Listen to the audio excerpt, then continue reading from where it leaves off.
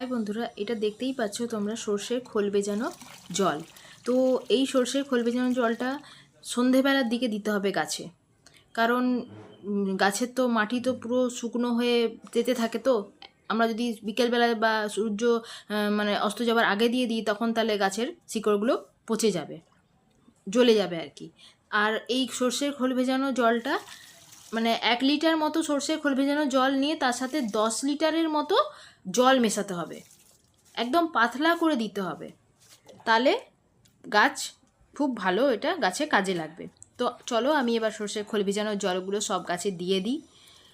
তো এইটা সর্ষের খোল ভেজানো দিলে গাছের কি উপকার হয় নিশ্চয়ই সবাই জানো, আমাকে আর বলতে হবে না। গাছের গ্রোথ ভালো হবে, গাছে ফল ফুল ধরবে, ঠিক আছে, এইগুলোই হবে। গাছ সবুজ সতেজ থাকবে। খুব গরমে আবার ইউজ করা যাবে না, খুব বর্ষার সময়ও দিলেও কোনোই কাজে লাগবে না, কারণ বৃষ্টির সময় তো শেষ হয়ে যাবে না। ওই জন্য গরমটা এখন কম আছে, এই হয়তো একটু গরম পড়ছে, তো তাই বৃষ্টিটা কদিন আগে হলো বলে আমি কদিন আগে ভিজিয়েছি, দিয়ে 2-3 দিন রেখে আজ এটা ইউজ করছি। তো চলো আমরা সর্ষের খোল ভেজানো জলটা দিয়ে দিই সব গাছে, তারপর আসছি। আর তার সাথে তোমরা দেখেও নাও যে আমার বাগানে কি কি গাছ আছে।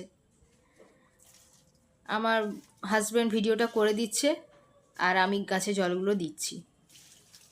সব রকমই সব গাছেই দিতে পারো তোমাদের, এগুলোতে অসুবিধা নেই।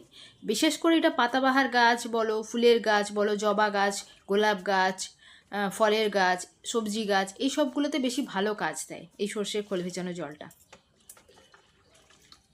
তো আজ এতটাই, আবার আসবো নতুন কোনো ভিডিও নিয়ে।